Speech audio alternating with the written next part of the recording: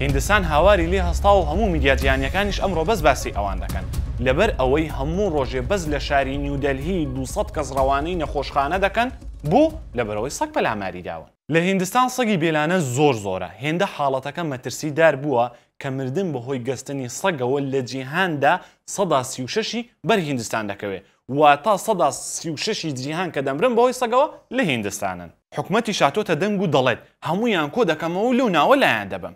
جا ئەم بڕیارەش دوو هەڵوێستی لەکەوتۆتەوە. هەڵوێستی یەکەمیان دەڵێن بەخوا کارێکی چاک دەکەی ئیتر بۆ خۆمان بە ئازادی دەسوڕێنەوە. هەڵوێستی دووەمیشیان دەڵێن نانە بەخواوە کارێکی زۆر نامرۆڤانە و نالۆژیکانەیە. ئەتو ئەو هەموو سەگە چۆن دەتوانین لە شێڵتەرەکاندا جێبکەیەوە؟ کوا پارەکەت، کوا شوێنەکەت؟ حکومەتیش دەڵێت تەداخول مەکەن. بۆ خوایە گەورە هەر کەسێک تەداخول بکات تاوانباریشی دەکەم و سزاشی دەدەم.